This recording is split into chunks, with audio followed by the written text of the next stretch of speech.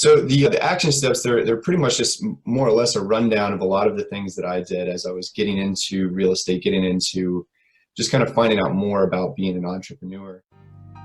You're listening to the We.L.E.R.E Real Estate Show, a podcast that discusses the intricacies of real estate investing with your host, Marcus E. Maloney.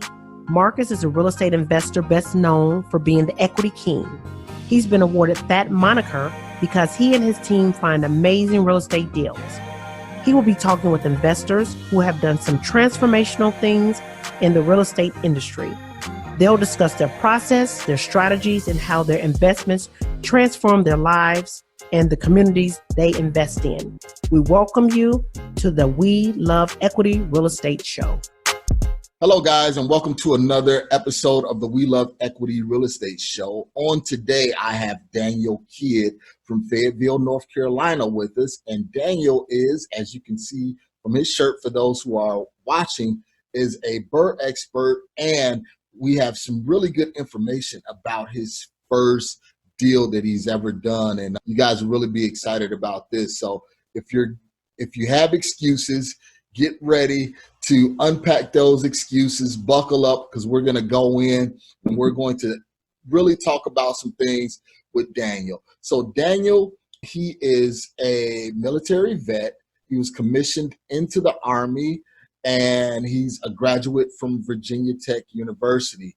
Daniel is a full-time real estate investor and also an agent, so he's deeply rooted into the real estate industry in North Carolina and in Virginia. So without further delay, I want to welcome Daniel to the show. Dan, how are you? How's things going? Hey, good morning, Marcus. Thanks for that great intro. And yeah, things have been going great. All right. So I know I didn't do your intro much justice. Kind of tell us a little bit about who you are, what you're doing, and why did you get into real estate? So first, introduce us to Dan Kidd. Yeah, so kind of as you laid out in my bio, yeah, I grew up in Virginia. I was one of five, and I had three brothers. All of us joined the military, and I just was the one that ended up down in Fort Bragg. So that's how I ended up down in North Carolina. I went through the ROTC program at Virginia Tech, graduated back in 13, and then I was in the Army in 14 through the earlier part of this year. And I was there with one of the airborne infantry units for about 4 years. The rest of it was kind of split between training and stuff. But it really was kind of the middle of last year is when real estate, entered my world. And I don't know, is this kind of where you want to go a little deeper into that? Or Yeah. So okay. Tell me, what was your inspiration to get into real estate, and how did you get started, man? So really, there were two moments that made me know that I needed to do something different. And the first one was I was out on a back porch with some of my friends that I had grown up with, and they were just talking about money in a different way than I'd ever really thought about it. One of them was set to make $250,000 that year, and I just honestly in that conversation felt very unqualified, and it was a feeling that I knew I didn't want to experience again. So I kind of left that. I didn't really mention it to him at the time, or anyone really, but I did. I felt like I had not progressed at the rate of my friends in that moment. And so I kind of started reading. I started searching for something else, a side hustle, just kind of any way to make money. And that's when I stumbled upon the book, The 4-Hour Work Week. Okay. And that has probably been the most impactful book. I know everyone says Rich Dad, Poor Dad, and yes, that was one of my original ones. It was actually suggested to me by someone that was trying to get me into Amway, which I didn't stick with that for very long at all. But yeah, I almost went that Amway route. I was doing sales. It's like they can spot us. Yeah, they can spot you. It was at like an electronics store, and someone was like, "Hey, man, you're really good at sales. You know what? I can help you make $150,000 in a year." And this is when I think I was just maybe 19, 20 years old, and I was like, "Sign me up, let's do it." And then that's what it was. It was Amway. So I mean, I learned some new sales techniques. Exactly. Yeah. So, well, they do. They have great stuff. They have a great reading list as well. I couldn't be more grateful for the reading list that I was introduced to at the time. But again, the 4-hour work week, what it really gave to me was it wasn't even so much of a vision of what I wanted to immediately do. It's almost like what I wanted to become. I love the lifestyle that Tim Ferriss portrays, and how like the freedom that he's given himself, he actually then pursues more difficult challenges with that freedom. So that was one of my biggest takeaways from his book. And just the way it was written, the fact that it has breakdowns, you can go back, you can look up by chapter, any of the things that you thought you might have missed throughout the book. I remember reading the book, I was like worried. I was like, man, I'm gonna have to read this whole thing again to remember, this thing, because it's great. The first part. I mean, I love that there's other resources on the backside of that book as well. But sorry. It was one thing you said, Dan, that was very integral in you getting started, was you were with your friends and they were high net worth earners before you. So you had a surrounding of people that were above your level, above your income earning potential at the time. And it really expanded your thinking and said, hey, if they're doing it, what am I doing wrong? What do I need to start doing to really change the position that I'm in? So it was good that you were around people that were a step ahead of you. Some Absolutely. people, they want to be, the big fish in a small pond. Well, in actuality, it's good to be, a smaller fish in the medium pond and be around that same school of thought, but on a higher level. So that was very big. So that conversation got you started looking and searching into what can I do? And you stumbled upon the 4-hour work week and Tim Ferriss. Now, how did that translate into real estate? So it did. It took a few times falling on my face before I really got into real estate. And it was probably those initial failures that made me jump even harder into real estate. So what were some of those failures? Because everybody think, okay, I'm just going to jump out here and do it. And they think that, there's no repercussions or anything like that. Yes, you have to jump, but sometimes that parachute don't open up until you bump on a couple of rocks, a couple of cliffs, and then you start to figure it out. So what were some of those errors to say that you had made? So one of them would have been Amway, but only to a small degree. I didn't waste a lot of time or effort or energy in that in any kind of a negative way. And again, I was really grateful for the reading list and some of the podcasts and what they really opened up in my thinking. But the biggest one was, at the time, I was trying to work with my sister to build an app. I had this idea that if I could build an app, even if only like a couple million people download it, I could stand to make some money there. Mm-hmm. So I just dove into the world of making apps. I started reading books about making apps. I made an LLC. I bought domain names. I had emails to go with everything. And of course, I still didn't even have an app. And then everything but what you really needed. So I got linked up with this company. They said they could build it for like $5,000 to $10,000. And then when it finally came down to it, it was closer to like $80,000 just to put it on Apple devices, and then $160 if I wanted to make it compatible with both devices. So it's probably because I wanted a super sexy app and it wasn't like, simple enough. So probably why the price kept climbing. But anyway, I got in probably about $7,000 to $8,000 deep, and about like 2,000 of that I had like borrowed from my dad. And I called it quit right when they spit that number at me. I was like, nope, not on my income. Because I was looking at it in a time thing, right? Like, I make X income because I'm employed by the Army. So if I'm able to save half of it, I can pay that bill off in X amount of time. And I was like, nope, that will not work. Yeah, that won't fit my formula.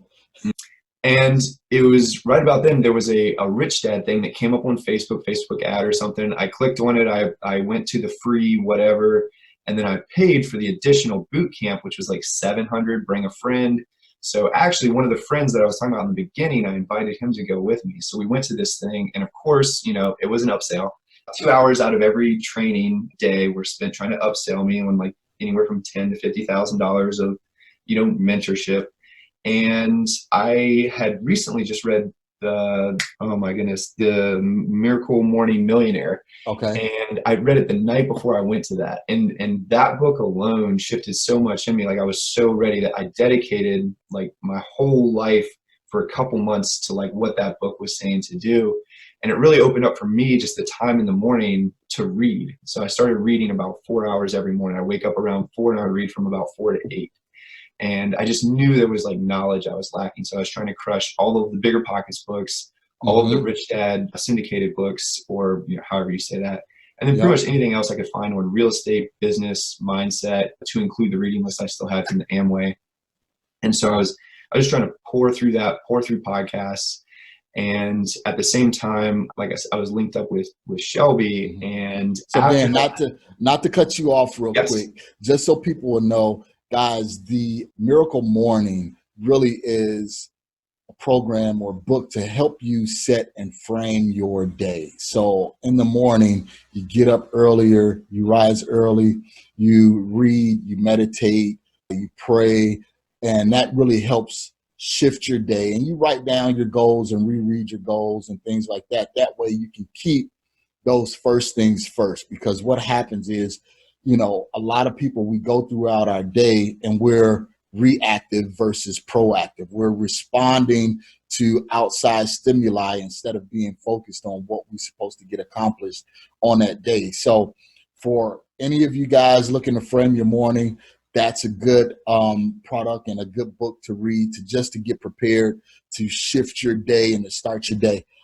I'm a Miracle Morning person. I'm up at 3:30, 4 o'clock to do my praying, do my reading, meditating, and then I start my day. So I just wanted to interject that real quick. So go ahead. I'm sorry, Dan.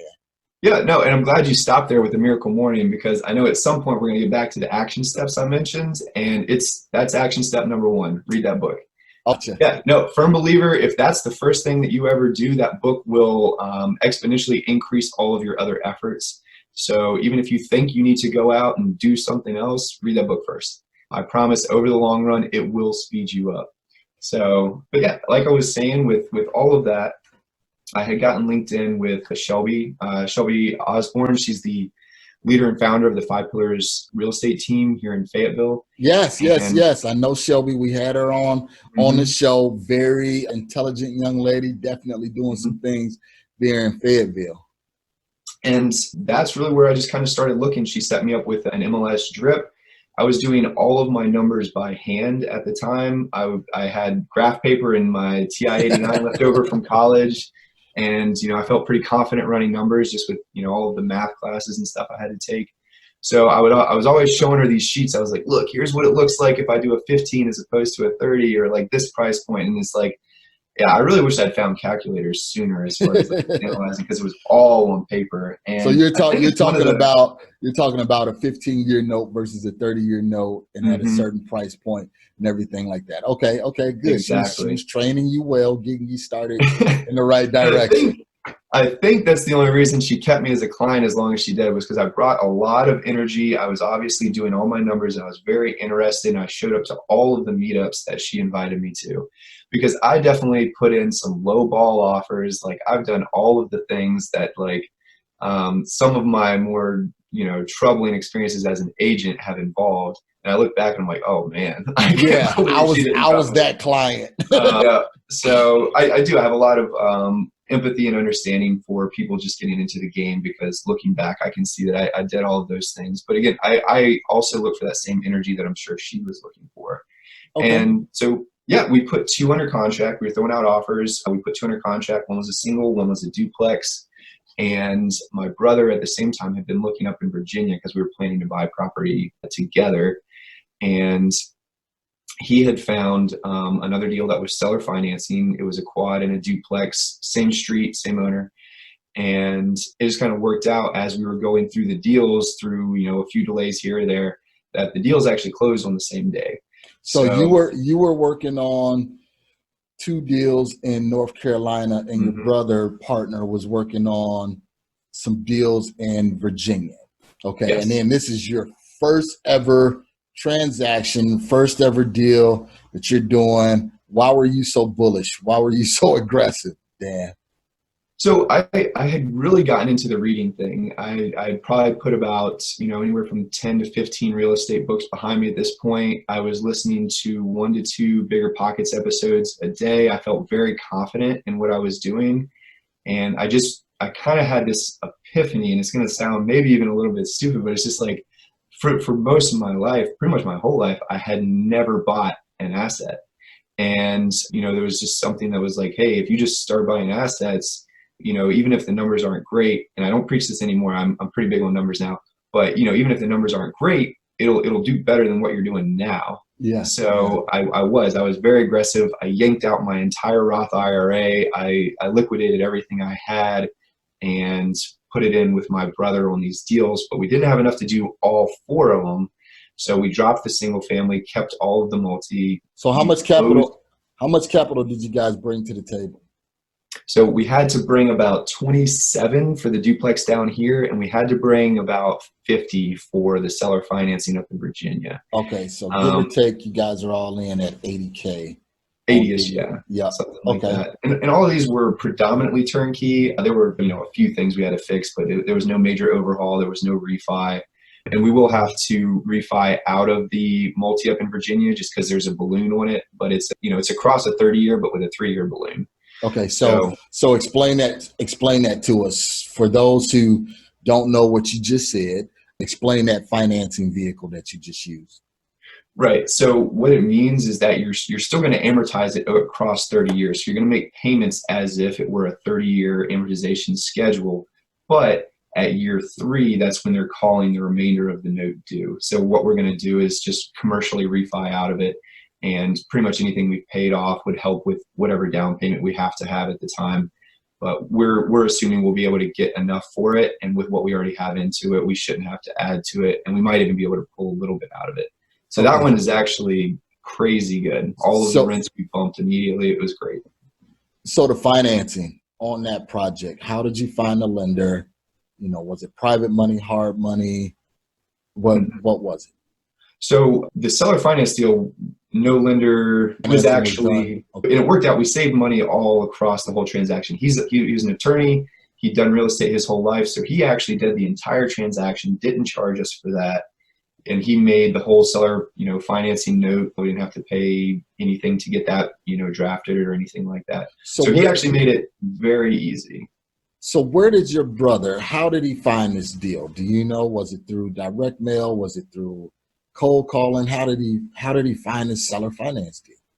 So he just got put on a distro list for a couple of agents, and this one late agent, who's actually now the property manager of that property, brought the deal to us, and that's how we found it. I'm not really sure. I know he was walking a lot of property with predominantly about 2 agents, but that's how it shook out. So it was an on market deal. It was off market, but it was off market. So it was a pocket listing. Okay, so it was a pocket listing. Guys, what a pocket listing is where an agent has an agreement with the seller that they are going to list the property on an MLS, but before they do that, the agent can go out to some of their investors or some people that they know and say, hey, I got this. This is a pre-listed property. I'm going to list it, maybe next week, but before I list it, hey, you want to take a look at these numbers and see if it's something that you're interested in. It's power of networking. Once again, your brother is out there stomping the grounds with 2 agents, and the agents actually brought him a deal. Okay, Go ahead, Dan. Let's continue. So you guys are at the closing table. You brought 80K. The deal in Virginia is seller finance, and now you said that one was already tenanted, completely tenanted. Okay. Yeah, so that one was completely tenanted. We did have a little bit of turnover right in the beginning, but it actually allowed us to shift the rent slightly.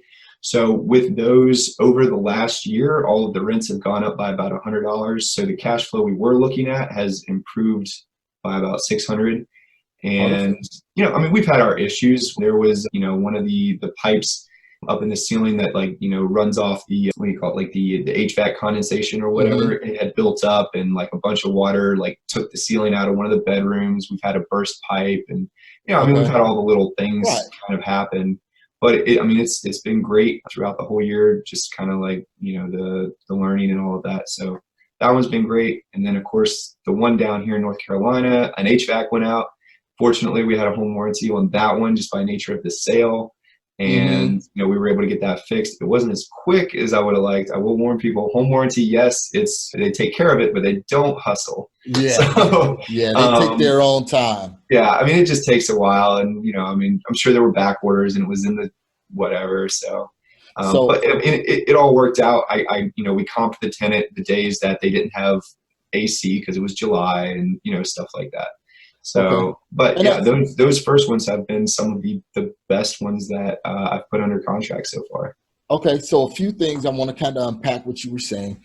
A few things you said. Okay, so the one in in Virginia, seller finance. You guys found the attorney. The agent brought the deal to you guys, so you were able to close on that one. How much capital did you have to bring to the table just for that one specifically? 50 on that one. Okay. And then now in North Carolina, which was an on-market deal you guys actually found, and how much did you have to put in on that one, and what was that financing? 27, and it was conventional, and that was actually through a lender that I've worked with ever since, just because of the amount of time and effort he put into educating me. So that was actually one of the greatest things was, first would have been finding Shelby, and the second was finding this lender. I mean, any lender that'll stay on the phone and explain any form of financing you want to talk about, it's invaluable. So being a veteran, Dan, why didn't you use the VA? I was waiting for a quad. Yeah. Okay. All right. Gotcha. And now the one in Virginia, was that one fully leased up and everything like that? It was. And again, there was some immediate turnover. We had about 2 of the units turnover right when we got it. And we were actually, able to fill them pretty quick. It was later in the year, so it did take a minute. But once we got everybody in there, got everything stabilized, it's been really great since then. And that seems to happen when you have a new owner buying a property. The tenants seem a little unsettled. Some may stay, some may go. How did you guys introduce yourselves to the tenant? Was that you, or was it a property manager, just to let the tenants know, hey, there's a transition taking place. I'm the new landlord. This is what you need to do to pay your rent, so on and so forth. How did you explain the new ownership and the new process for them, to pay their rent, for them to make repair requests? How did that go? So I actually can't speak too much to that other than just saying that I trusted my management. So in both cases, I immediately put them on management. I never interacted with any of the tenants, other than my brother, who works in construction, going to fix certain things at certain times in the units. I don't believe he ever had direct interactions with them as far as from a landlord-tenant perspective.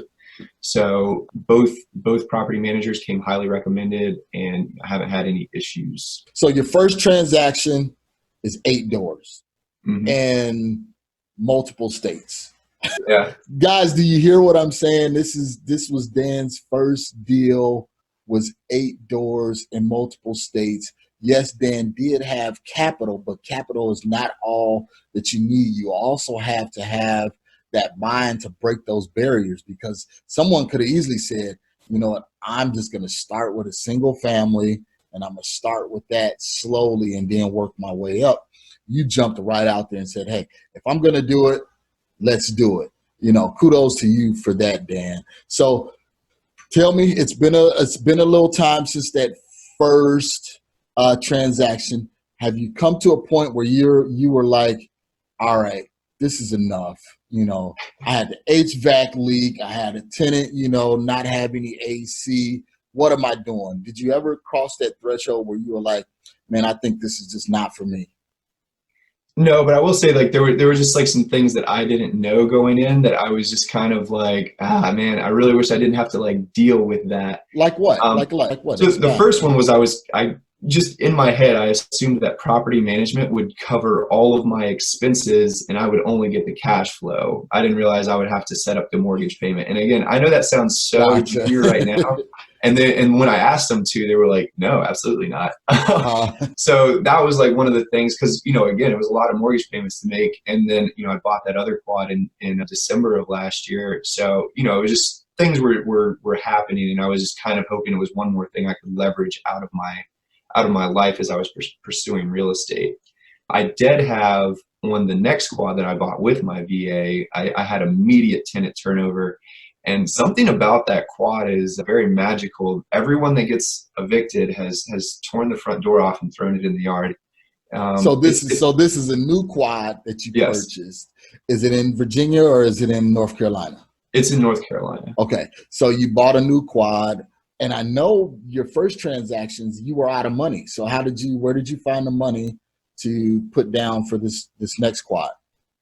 So when it all shook out, what I had to bring to the closing table with this VA purchase was $128. So I was able to get this $255,000 asset with some concessions for the repairs I needed to do. And I only had to show up with $128. So that was a huge win. Huge shout out to Shelby for that one. So she was my agent on that one. It is far and away one of like the biggest wins I've had. I really haven't bought a piece of property so far that I've regretted. And certainly not that one. It's great. So you basically got a cash flowing property with hardly no money out of pocket, $128. Correct. I tell people there are ways to get into real estate with little or no money. But what's most important is the mindset, knowing that, hey, I need to figure this out. I was just talking to my wife this morning. We're looking at a fourplex. And I'm like, okay, I need to figure out where I can get this money. That way I don't have to come out of my own pocket and pay for the money. So I'm brainstorming, and she was like, well, why don't you just pay for the money out of your pocket? And I'm like, well, I'm trying to figure it out so I don't have to pay for it, out of my pocket. And I think I've come up with a solution. So I'll probably keep everybody posted and see how I do on that. So, but enough about me, Dan. So you got this new quad, tenant turnover. How did you manage that? You got a property manager, I'm assuming, again. I did. Same property manager. And again, I found out some new stuff as you go, right? So one of the tenants, they left, didn't pay. And so my immediate reaction was like, all right, let's go in there. Let's turn the place over. Let's get a new tenant in there. So that's when I found out about the 10-day period, right? So even after they leave, if they haven't paid, you cannot touch their stuff for 10 days unless you want to be liable for whatever's in there. After I went and looked, there wasn't anything they really could have complained about, going in the garbage. But, even still, we gave them the 10 days, went in there, turned it over, got a new tenant in there. We haven't really had any trouble filling any of the vacancies. The main issue that I've ever had has never been with tenants that my property management puts in place. It's always with the ones that I inherit through the sale. Somehow, I don't know what they do to vet them, but those are usually the bad ones. Well, I'll say 50% of them are usually the ones that are about to leave without paying. So I actually run that into my numbers anymore. Just as an expectation, yeah. And that gives you some kind of heads up of why the owner is selling. Sometimes they have troubled tenants, but when you ask them or the agent asks them about it, and they look at the rent rolls, oh, everything is rosy, everything is great, they're paying on time, I never get any complaints, and then as soon as you take over, no rent for the next 2 months, and now you're evicting them, trying to go through the process to getting them out. Believe me, I know and understand, and I feel the pain, about it. So you got those tenants out, they moved out, placed some new tenants. How much was your turnover on one of those units? So it kind of varied. One of the units, I decided to go ahead and just try out Airbnb. So I actually put a lot of money into that unit, somewhere in the neighborhood of just over 20. And that's to include the furnishing and all of the stuff that goes with an Airbnb. The other ones, actually, I was just kind of playing around with them to see what brought a higher price point. So when one of them turned over, I replaced the floor. When the other one turned over, I painted it. And then the third one, when it turned over, I put really fresh appliances in it.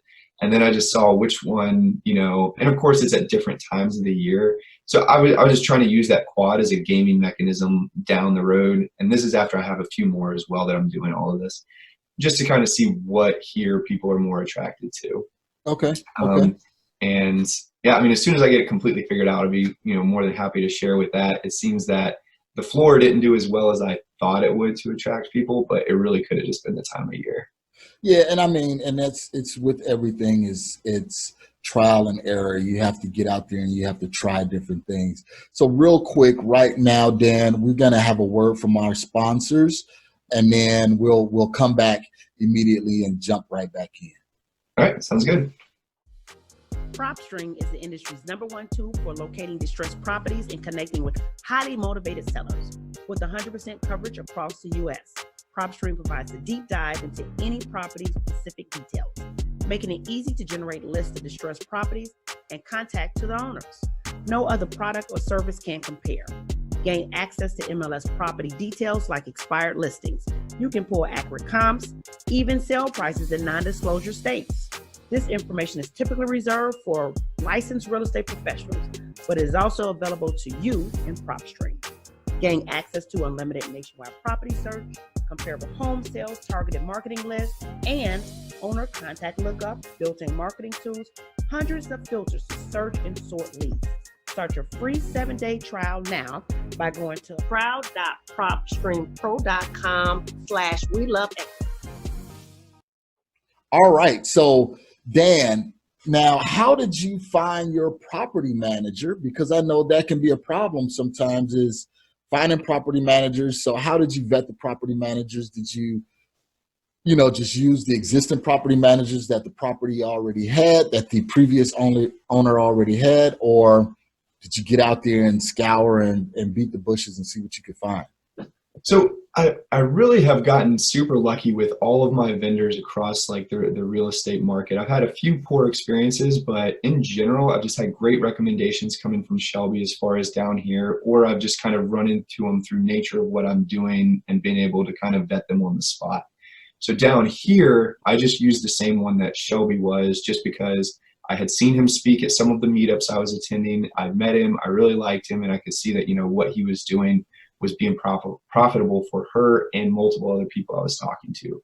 So that one was kind of an easy choice. And then up in Virginia, it just kind of worked out that, my dad is in construction, my brother's in construction. So they knew certain real estate agents and managers. And it was just kind of weird that it turned out that the lady who ended up managing for us was actually the one who sold my sister her home. So it was just kind of like multiple points of contact were saying, hey, she's pretty good. She's scary, but she's great at property management. So that's kind of how I found them. So let me ask you this question: pets or no pets? I go direct with no pets. And that's just because I'm not in the single family game very much. With some of my Airbnbs, we do allow it. And in instances where people have asked to have a single cat, yes. If it's an ESL, I don't even fight that fight. If it's two ESLs, I fight that fight. I'm like, no, you don't get two. Okay. So tell real quick, you use the acronym ESL. What is that? Or I'm sorry, it should have been ESA, emotional support animal. Okay. What is ESL? It's something to do with school. But anyway, so ESAs, and that essentially means that it doesn't count as an animal. So it can like travel with them and it can stay for free and stuff like that because they have some trauma or something that the animal, helps them with. So of course we want to support that. But if somebody comes up to you and they've got 5 letters of ESA, just realize it's super easy to go online and pay a vet to have your animal turn into an ESA. So I probably shouldn't have said that because a lot of people are going to do it. But anyway. It is, but that was a big problem, especially, last year and towards the beginning of this year where people were just getting these ESA licenses and, trying to have, like you said, multiple pets, in a property. And as much as I love animals, I have my dog sitting right next to me, but it's really not the animal, it's the owner. Some owners get animals and they can't properly maintain and keep up with them, and then it end up trashing your property. So, so no pets in the apartments, but yes, with the Airbnbs. And let's see. Now you have the property management company. Now, how are they collecting payments? What payment collection process are they using, and how is it getting to you? So mine is direct deposit the way it comes to me. And I think that they are actually open to, automated, anything electronic, however they do have it set up. I really haven't dug into that, but I do know that they also allow, people to walk into the office and pay, face to face as well. So, past that, I'm not entirely sure, but yeah, mine is straight direct deposit. They will take off, any repairs that they've done. I have them at like a $400 cap. So if it's less than $400, they go ahead and fix it. If it's more than that, they ask me about it, and I just see it on a statement if it's less than 400. If it looks a little light, I'll go back, look at the statement, see what was fixed, good to go. Okay. And that's about it. That's good. I mean, it's the good thing is you have a good property management company. It sounds like they were referred by someone that you know. So that all works out pretty good. I know when you're dealing with investing in apartments, that can be sometimes the most challenging part is really not the tenants, it's the property managers, because the property managers allow whatever the tenants are doing. If they're not looking after your property, then that's when the tenants, kind of just like kids, hey, mom and dad is gone, hey, we could do whatever, nobody's, watching the hen house. So Dan, tell me about these action steps that you have for beginners to get started. I understand that you have some proven steps and techniques that people need to use in order to get started. So kind of run us through that so those that are just getting started can have some kind of runway in order to see how they can go about getting started. Yeah, absolutely, Marcus. So the action steps, they're pretty much just more or less a rundown of a lot of the things that I did as I was getting into real estate, getting into just kind of finding out more about being an entrepreneur.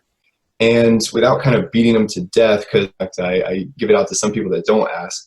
So I'll only read through a couple real quick, and then hopefully that'll kind of give an idea of what they are, because it's not something new. It's just kind of a conglomeration of the things that I pulled together from different books that I read and just different things that I found to be successful. So perfect. Like, step one is, read Miracle Morning Millionaire, like I was saying before. And step two is set 2 alarms for 4 a.m. and commit to leaving those alarms in place for 30 days. And your third step is to go ahead and cancel all of your monthly subscriptions. So there's quite a few other things like, delete all of the apps that don't serve your current goals and stuff like that. But again, it's not that these individual actions will, immediately increase how much you're able to make or your productivity or anything like that. A lot of this is just about breaking through barriers and just taking steps in a certain direction that maybe you'll actually fall back on later. And that is the essence of the action steps. Okay, so it's really a lot on focus, just taking that time and focus. So great, guys. So you hear those steps. I'll make sure I have those steps in the show notes for you to review, and you just need to be disciplined in order for that to happen. So right now we'll take a brief break and we'll bring Dan back, and he will be on our hot seat. Looking forward to it. Finding real estate deals can be a challenge, but with W.L.E.R.E, it doesn't have to be.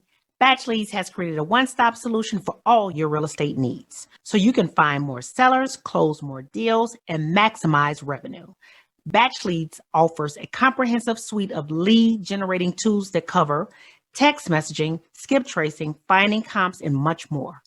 W.L.E.R.E help you simplify, manage, and organize all your data in one place. W.L.E.R.E will help you stack your lists and identify properties that appear on multiple lists and have multiple distress indicators.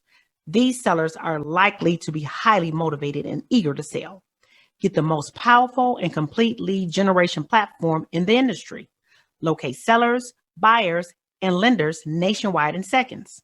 Go to W.L.E.R.E.io and use promo code WeLoveEquity.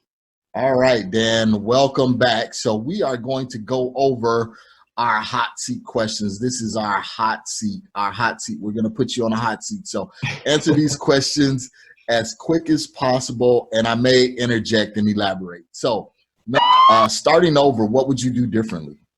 I would take more action. That's the biggest thing, and it actually flows into question 2 when we get there.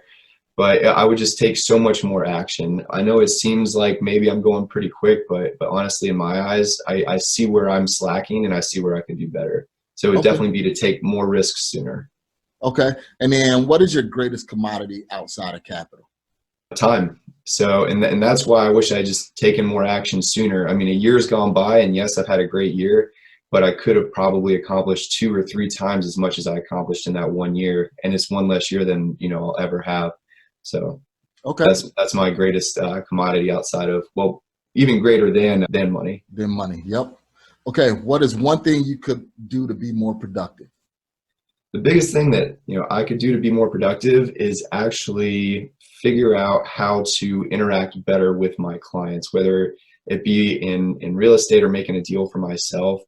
I need to find better what I want so that I know what to present to them. And to kind of explain that better is just, if you're kind of a yes man to everyone, you ultimately don't really service anyone. So to save more of my time, I need to let my clients and other business partners know exactly what I'm going to be able to do and what I expect from them.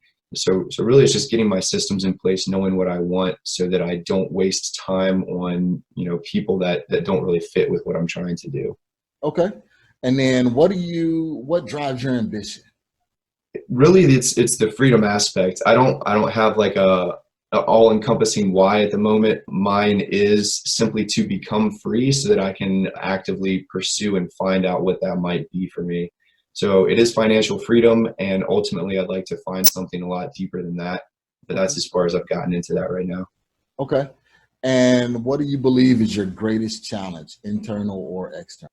I really fall back into what's comfortable, and I also bring a lot of things back into my life that I have been able to get rid of that really do suck up more of my time. So probably procrastination in as many forms as can exist is my greatest hindrance. Okay. And what's the latest business book you've read? So the latest business book it's Chop Wood, Carry Water, and it's really more of like a mindset than maybe a business book, but Okay. it is kind of the most recent one that I've hit that wasn't real estate. So yeah. Just give me a quick synopsis on that book. Right. So what it is there's these two twins or brothers, I forget, and as they're growing up, one of them is they always wanted to be samurai. And so one of them's physically unable and the other one is able. So he kind of goes and does that dream for, him and his brother. But essentially for 10 years, what they do every morning is chop wood and carry water prior to training. So it's just about bettering yourself every day, but also doing those, monotonous tasks like chop wood, carry water every day, Yep. as well as the other stuff and what it, builds into you. Yeah. And perfection comes by, persistence and repetition. So very good. All right. So what is the latest real estate book you've read? So that would be the Bigger Pockets book, the big book one, rental investing, I believe. I might have messed that title up slightly. But yeah, it's one of the most recent ones. And I try to read everything they put out there because, after you've read 3 or 4 investment books, you've kind of got the meat and potatoes of everything that could be out there, but you always pick up one more little nugget each time you go through, and especially the Bigger Pockets books. So I found a few things that I liked in there, and definitely taken them and put them into practice with myself and my clients.